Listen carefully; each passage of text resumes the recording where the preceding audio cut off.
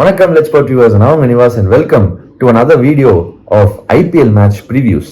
இந்த வீடியோவில் நம்ம பார்க்க போகிற மேட்ச் சென்னை சூப்பர் கிங்ஸ் மறுபடியும் ஆடுறாங்க, சென்னையில் ஆடுறாங்க, கல்கட்டா நைட் ரைடர்ஸ்க்கு அகேன்ஸ்ட் ஆடுறாங்க. இந்த மேட்ச்ல வந்து தொடர் தோல்விகளுக்கு அப்புறம் வர்ற சென்னை சூப்பர் கிங்ஸ் இன்னொரு தோல்வியை சந்திச்சுட்டு, அதாவது லக்னோ சூப்பர் ஜெயின்ஸோட ஒரு க்ளோஸ் மேட்ச், ஒரு ஹை ஸ்கோரிங் த்ரில்லர், அந்த மேட்சை வந்து தோத்துட்டு கல்கட்டா நைட் ரைடர்ஸ் ஒரு தோல்வியிலிருந்து வராங்க. ரெண்டு டீம்ஸுமே இந்த மேட்சை ஜெயிக்கணும் அப்படின்ற ஒரு இன்டென்ட்டோட அப்ரோச் பண்ணுவாங்க அப்படின்னு நம்ம நினைக்கிறோம். அதுல ரொம்ப முக்கியமா வந்து சென்னை சூப்பர் கிங்ஸுக்கு தொடர் தோல்விகளுக்கு அப்புறம் இங்கிருந்து ஒரு அன்பீட்டன் ரன்ல போனா மட்டுமே அவங்களுக்கு பிளே ஆஃப் குவாலிஃபை ஆகுறதுக்கான சான்ஸ் இருக்கு அப்படின்றத பாக்குறோம். அதெல்லாம் பார்க்கும்போது இட் சீம்ஸ் லைக் இந்த மேட்சை ரெண்டு டீமுமே கண்டிப்பா ஜெயிக்கணும் அப்படின்னு நினைச்சு ஆடுவாங்க, ஜெயிக்க ட்ரை பண்ணுவாங்க. அண்ட் மேபி சிஎஸ்கே கிட்ட போன மேட்ச்ல கொஞ்சம் இன்டென்ட் பார்த்தோம், அந்த இன்டென்ட் இன்னும் அதிகமா பாக்குறதுக்கான சான்ஸ் இருக்குன்னு நான் நினைக்கிறேன். பட் இந்த இடத்துல ஒரு முக்கியமான தகவல் நமக்கு வந்திருக்கு சென்னை சூப்பர் கிங்ஸோட ட்ரெஸ்ஸிங் ரூம்ல இருந்து. சென்னை சூப்பர் கிங்ஸோட ட்ரெஸ்ஸிங் ரூம்ல என்ன சொல்லியிருக்காங்க, அதாவது அந்த மேனேஜ்மெண்ட் வந்து என்ன சொல்லியிருக்காங்க அப்படின்னு பார்த்தா, ருத்துராஜ் கைக்வாடுக்கு ஒரு ஹேர்லைன் ஃப்ராக்சர் இருக்கு எல்போல அப்படின்னு. ராஜஸ்தான் ராயல்ஸ் மேட்ச் உங்களுக்கு ஞாபகம் இருக்கும், ஜோஃப்ரா ஆர்ச்சர் வந்து ஒரு பேக் ஆஃப் லைன் டெலிவரி போட்டாரு, நல்ல எக்ஸ்ட்ரா பவுன்ஸ் கிடைச்சு கையில எல்போல வந்து ருத்ராஜ் கைக்வாடுக்கு அந்த பால் அடிச்சுச்சு. பட் அதுக்கப்புறம் பஞ்சாப் மேட்சுக்கு ஃபிட்டா இருந்தாரு, விளையாண்டாரு. அதெல்லாம் இருந்துமே திடீர்னு இந்த மேட்சுக்கு முன்னாடி ஒரு ஹேர்லைன் ஃப்ராக்சர் இருக்கிறதா கண்டுபிடிச்சிருக்காங்கன்னு சொல்றாங்க. அந்த காரணத்தினால ருத்ராஜ் கைக்வாட் ஆட மாட்டாரு அப்படின்னு சொல்லியிருக்காங்க இந்த மேட்சை. இந்த மேட்ச் மட்டும் இல்ல, இந்த டோர்னமெண்ட் ஃபுல்லாவே வந்து ருத்ராஜ் கைக்வாட் ரூல்ட் அவுட் அப்படின்னு சொல்லிட்டு கேப்டனா எம்எஸ் தோனியை அறிவிச்சிருக்காங்க. இந்த இடத்துலதான் நமக்கு வந்து ஒரு பெரிய கேள்வியே வருது. இது ஒருவேளை சில சீசன் முன்னாடி ஜடேஜாக்கு நடந்தது அப்படியே திரும்ப நடக்குதா அப்படின்னு. ஜடேஜாவை கேப்டனா நேம் பண்ணாங்க, எம்எஸ் தோனி பிளேயரா மட்டும்தான் ஆடுவேன் அப்படின்னு சொல்லியிருந்தாரு. பட் ஒரு ரன் ஆஃப் ஃபார்ம் வந்து ரொம்ப மோசமா இருந்துச்சு சிஎஸ்கேவுக்கு அந்த சீசன், அவங்களால ஜெயிக்க முடியல மேட்சஸ் அப்படின்னு பார்த்தோம். அதுக்கப்புறம் அந்த ஒரு மூவை வந்து அப்படியே நிறுத்திட்டு மறுபடியும் எம்எஸ் தோனியை கேப்டன்சி அசியூம் பண்ண வச்சாங்க. அந்த மாதிரியான ஒரு விஷயம் தான் இங்க நடக்குதா அப்படின்ற கேள்வியும் கண்டிப்பா ஃபேன்ஸிலேயே இருக்கு அப்படின்றத நம்ம பாக்குறோம்.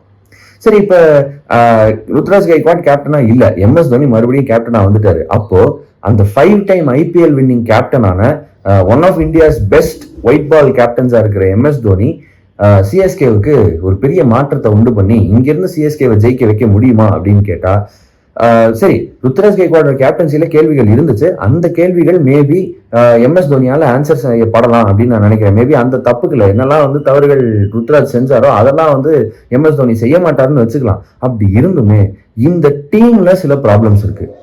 மிடில் ஆர்டர்ல ஃபயர் பவர் இல்ல அப்படின்றது ஒரு மிகப்பெரிய ப்ராப்ளம். சிவம் டூபேவை தவிர அந்த மிடில் ஆர்டர்ல 6 ஹிட்டர் யாருமே கிடையாது. இன்ஃபேக்ட் நீங்க எடுத்து பாத்தீங்கன்னா இந்த சீசன்ல 200 ஸ்ட்ரைக் ரேட்டுக்கு மேலான ஒரே சிஎஸ்கே பிளேயர் எம்எஸ் தோனி அப்படின்ற நிலைமையில தான் சிஎஸ்கே இருக்காங்க. அப்படின்றப்ப கேப்டனை மாத்துறதுனால இது சரியாகுமா, இந்த ப்ராப்ளம் உங்களால சால்வ் பண்ண முடியுமான்னு கேட்டா பண்ண முடியாது.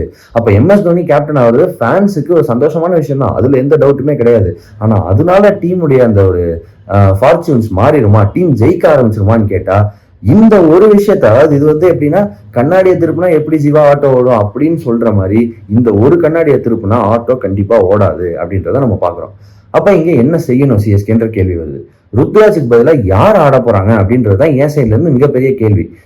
அவங்க வந்து ஒரு ஷேக் ரஷீத் இல்ல ஒரு ஆண்ட்ரே சித்தார்த் அப்படின்ற மாதிரி ஒரு யங்ஸ்டர்ஸ் வந்து அவங்க கண்டிப்பா ஆடலாம் அந்த மிடில் ஆர்டர்ல பேட்ஸ்மேனா, அது ஒரு ஆப்ஷன்.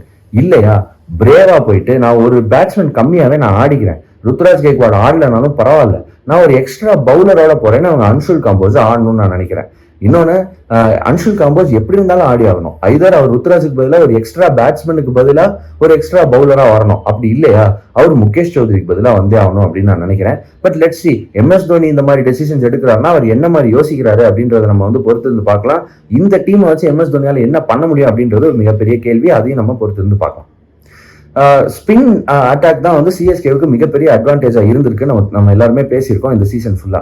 அந்த ஸ்பின் அட்டாக்கை சிஎஸ்கேல இது வந்து ஒரு ப்ராப்பர் அட்வான்டேஜா யூஸ் பண்ணல அப்படின்றத அதை நம்ம வந்து பேசியிருக்கோம். ருத்ராஜ் கைக்வாட் அவரோட ஸ்பின்னர்ஸை ட்ரஸ்ட் பண்ணி ஃபுல் 4 ஓவர்ஸ் கோட்டாவை வந்து ஃபினிஷ் பண்ண மாட்டேங்கிறாரு அப்படின்ற கிரிட்டிசிசமா நிறைய பேர் வச்சிருந்தோம். அதை பார்க்கும்போது எம்எஸ் தோனிக்கு ஸ்பின்னா ரொம்ப பிடிக்கும். ப்ராபப்ளி எம்எஸ் தோனி இந்த 3 ஸ்பின்னர்ஸை கரெக்டாக யூஸ் பண்ணுவாரு அப்படின்ற ஒரு சின்ன நம்பிக்கை எனக்கு இருக்கு. பொறுத்து இருந்து பார்க்கலாம் அது எப்படி நடக்குது அப்படின்ட்டு. சரி, இப்போ வந்து MS தோனி கேப்டன் ஆறாரு, அன்ஷுல் கம்போஸ் நம்ம ஆடியே ஆகணும்னு சொல்றோம். ஐதர் முகேஷ் சௌத்ரிக்கு பதிலாக வந்தாகணும், இல்ல தனியா ஒரு எக்ஸ்ட்ரா பவுலரா ஆடி ஆகணும் அப்படின்னு சொல்றோம். ஆனா அவங்க அதை செய்யல அப்படின்னா என்ன பொறுத்த வரைக்கும் கண்டிப்பா ஷேக் ரஷீத் ஆர் ஆண்ட்ரே சித்தார்த், அதுல முக்கியமா ஷேக் ரஷீத், ஏன்னா 3 வருஷமா அவர் டீம் கூட இருக்காரு, அவங்க 2 பேர்ல யாராவது ஒருத்தர் ஆடணும். இல்லையா வன்ஷ் பேடி ஆடுங்க. Vansh Bedi is young Indian wicket keeper batsman. அவரால் விக்கெட் கீப்பிங் பண்ண முடியாது. இப்போ MS தோனி கேப்டன் ஆயிட்டாருன்னா he is going to be the wicket கீப்பர்ன்றதுல டவுட்டே கிடையாது. But Vansh Bedi is one for the future. Probably next சீசன்ல இருந்து இவங்க வந்து வேற ஒரு பிளேயர் ஆடணும் அப்படின்னு நினைச்சாங்க அப்படின்னா, வேற ஒரு விக்கெட் கீப்பர் ஆடணும்னு நினைச்சாங்கன்னா, ஆர் MS தோனி வந்து அடுத்த சீசன்ல இருந்து ஆடல அப்படின்ற மாதிரியான ஒரு சுச்சுவேஷன் வந்துச்சுன்னா அவங்களுக்கு வன்ஷ் பேடி தேவைப்படுவாரு. Maybe this is a chance அவங்க வன்ஷ் பேடியை கொஞ்சம் கொஞ்சமா அந்த 11ல வந்து இன்க்ளூட் பண்றதுக்கு. அதெல்லாம் பண்ணுவாங்களா அப்படின்றத பொறுத்து இருந்து பார்க்கலாம். சிஎஸ்கே பத்தி விலாவாரியா பேசிட்டோம். என்ன பிளேயிங் 11, என்ன மாற்றங்கள் இருக்க போகுது அப்படின்றத பத்தி விலாவாரியா பேசணும். ஆனா கல்கட்டா நைட் ரைடர்ஸ் பத்தி பேசியே ஆகணும். இந்த டோர்னமெண்ட்ல சிஎஸ்கேக்கு அப்புறம் நல்ல ஸ்பின் அட்டாக் இருக்கிற ஒரு டீமை காட்டுங்க அப்படின்னு சொன்னா நான் கல்கட்டா நைட் ரைடர்ஸ் தான் காட்டுவேன். ஏன்னா அவங்க கிட்ட இருக்கிறது 2 மிஸ்ட்ரி ஸ்பின்னர். ஒன்னு சுனில் நரேன், எல்லாருக்குமே தெரியும் அவரோட ஒர்க், அவருடைய அந்த ஒரு பவுலிங் அட்டாக் எப்படி இருக்கும் அப்படின்னு, அதாவது அட்டாக்கிங் பவுலிங் அப்படின்னு சொல்லலாம். விக்கெட்ஸ் எடுக்கணும் ட்ரை பண்ணிட்டே இருப்பாரு, அண்ட் அதே நேரத்தில் பெருசா வந்து ரன்ஸ் கொடுக்க மாட்டார். சரி, இது சுனில் நரேன் அப்படின்னா இன்னொரு பக்கம் வருண் சக்கரவர்த்தி. ரீசெண்ட் ஃபார்ம் ஃபேண்டாஸ்டிக்கா இருக்கு வருண் சக்கரவர்த்திக்கு. ஈவன் லாஸ்ட் கேம் கூட 240 கிட்ட வந்து ஸ்கோர் பண்ணாங்க LSGன்றதை நம்ம பார்த்தோம். அந்த 240 ஸ்கோர்ல கூட வந்து less than 10 and over 4 over 30 run கொடுத்து 4 ஓவர் 31 அப்படின்னு கொடுத்து ஒரு பவுலிங் ஃபிகரை வந்து மெயின்டைன் பண்ணியிருந்தாரு வருண் சக்கரவர்த்தி. வருண் சக்கரவர்த்தி அடிக்கிறது ஈஸி இல்லை, அண்ட் அவருடைய ஹோம் கிரவுண்டான சென்னையில் ஆட போறாரு தமிழ் பையன். He knows the conditions. Chennai pitch எப்படி பிஹேவ் பண்ணணும்னு தெரியும், அதுக்கு ஏற்ற மாதிரி எப்படி பவுலிங் பண்ணணும்னு தெரியும். ஃபென்டாஸ்டிக்கான பவுலர், அதுல டவுட்டே கிடையாது. வருண் சக்கரவர்த்தி எப்படி ஆட போறாருன்றது ஒண்ணு, தோனிக்காக ஒரு ஓவர் வருண் சக்கரவர்த்தி ரிசர்வ் பண்ணி வைப்பாங்கன்னு நான் நினைக்கிறேன். அவர் கடைசியா வரும்போது ஹிட்டிங் அந்த லாஸ்ட் 2-3 ஓவர்ஸ் அவர் வரும்போது அந்த இடத்துல வருண் சக்கரவர்த்தியை கண்டிப்பா யூஸ் பண்ணுவாங்க KKR. அது எப்படி போகுது அப்படின்றத பார்க்கலாம். இது KKRோடைய லைனப் அப்படின்னா அவங்க பேட்டிங் ஓரளவுக்கு செட் தான், அவங்க எதுவும் மாற்றங்கள் பண்ண மாட்டாங்க. அங்கிரிஷ் ரகுவன்ஷி கண்டிப்பா ஆடுவாரு, அவர் எப்படி ஆடுறாருன்னு பார்ப்போம். பட் மேபி பவுலிங்ல ஒரு எக்ஸ்ட்ரா ஸ்பின்னரோட அவங்க போகிறதுக்கான வாய்ப்பு இருக்குன்னு நான் நினைக்கிறேன். ப்ராபப்ளி மொயின் அலியை கண்டிப்பா ஆடுவாங்க இந்த சேப்பாக் விக்கெட்ல நான் நினைக்கிறேன். சரி, இது இப்ப KKRோடைய லைனப் பத்தி பார்த்துட்டோம். கீ பிளேயர்ஸ் யாரா இருப்பாங்க இந்த மேட்ச்ல அப்படின்னா, KKRின் தரப்புல இருந்து என்ன பொறுத்த வரைக்கும் ஃபர்ஸ்ட் கீ பிளேயர் நான் சொல்றது அங்கிரிஷ் ரகுவன்ஷியாவா இருக்கும். Angkrish Raghuvanshi is a very good player of spin, also a very good player of pace. அவர் வந்து எந்த பவுலிங் போட்டாலும் ஓரளவு கம்ஃபர்டபுளா தெரியுறாரு.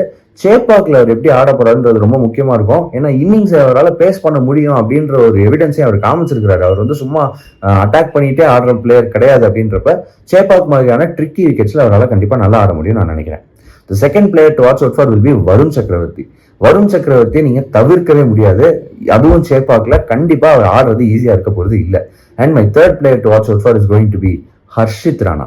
Harshit Rana slightly back of length போடுவாரு, கொஞ்சம் வந்து அந்த ஒரு டைட் லென்ஸ் போடுறது மட்டும் இல்லாம ஸ்லைட்லி ஸ்லோவர் பால்ஸும் போடுவாரு. இந்த விக்கெட்ல அவருடைய பவுலிங் ரொம்பவே யூஸ்ஃபுல்லா இருக்கும்னு நான் நினைக்கிறேன். பொறுத்திருந்து பார்க்கலாம் அவர் எப்படி போறாரு அப்படின்ட்டு. சென்னை சூப்பர் கிங்ஸை பொறுத்த வரைக்கும் 3 பிளேயர்ஸ். ஃபர்ஸ்ட் பிளேயர் சிவம் டூபே. சிவம் டூபே சுனில் நரேனுக்கு அகேன்ஸ்டா எப்படி ஆடுறாருன்னு பார்க்கணும். சிவம் டூபே வருண் சக்கரவர்த்திக்கு அகேன்ஸ்டா எப்படி ஆடுறாருன்னு பார்க்கணும். ஆனா அதெல்லாத்தையும் விட எனக்கு என்னமோ KKR வந்து சிவம் டூபே அட்டாக் பண்றதுக்கு ஆண்ட்ரே ரசலை யூஸ் பண்ணுவாங்க, அவருடைய பவுலிங்கை யூஸ் பண்ணுவாங்கன்னு நான் நினைக்கிறேன். அது எப்படி போகுது அப்படின்றதையும் பார்க்கணும். பட் எனக்கு என்னமோ தோணுது சிவம் டூபே ஒரு பெரிய ஸ்கோர் அடிக்க போறாரு அப்படின்ட்டு. The second player from CSK, player to watch out for யாரு அப்படின்னா டெவான் கான்வே. போன மேட்ச் வந்து ஒரு 50 அடிச்சாரு, பட் அதுக்கப்புறம் சரியா போகல, அவரால் அட்டாக் பண்ண முடியல. இவங்க வந்து ரிட்டையர் வேற பண்ணி விட்டாங்க, சப்ஸ்டியூட் பண்ணி, அதாவது ரிட்டையர் அவுட் பண்ணி விட்டுட்டாங்க. பட் அதெல்லாம் பார்க்கும்போது இந்த மேட்சை பொறுத்த வரைக்கும் அந்த ப்ரீவியஸ் ஃபார்ம்ல இருந்து கண்டினியூ பண்ணுவாருன்னு நான் நினைக்கிறேன்.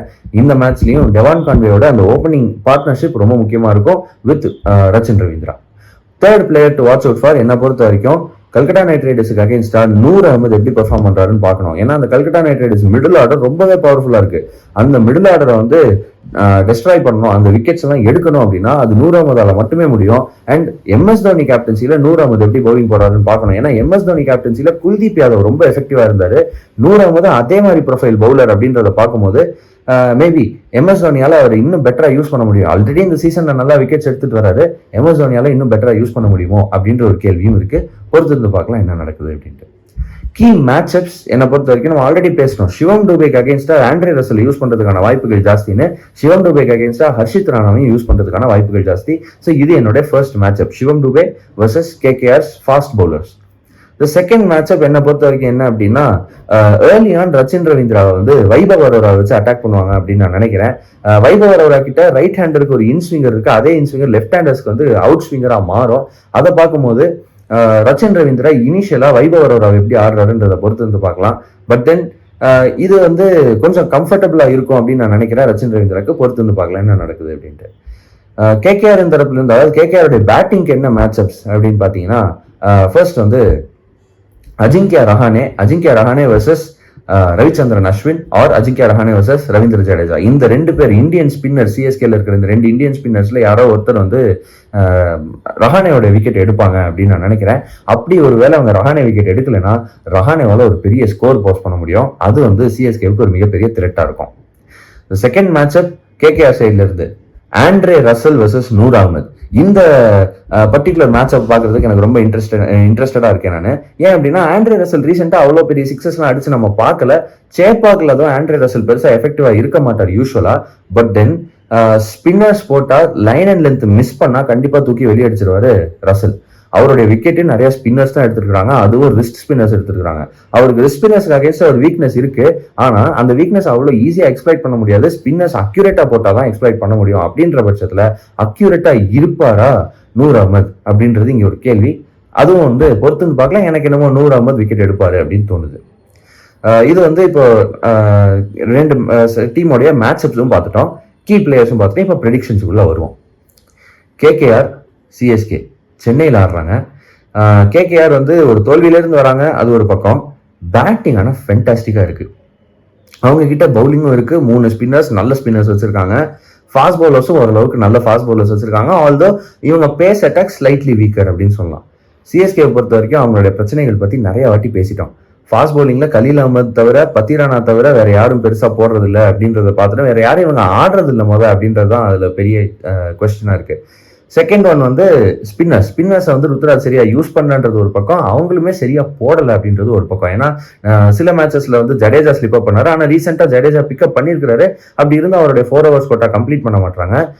இன்னொரு பக்கம் அஸ்வின் ரொம்ப இன்எஃபெக்டிவா இருந்திருக்கிற அந்த டோர்னமெண்ட்ல. அதை பார்க்கும்போது வாட் ஐ ஃபீல் இஸ், இந்த மேட்சை பொறுத்த வரைக்கும் கேகேஆர் ஆர் கிளியர் ஃபேவரேட்ஸ். மேட்சுக்குள்ள கிளியர் ஃபேவரேட்ஸா உள்ள போறாங்க.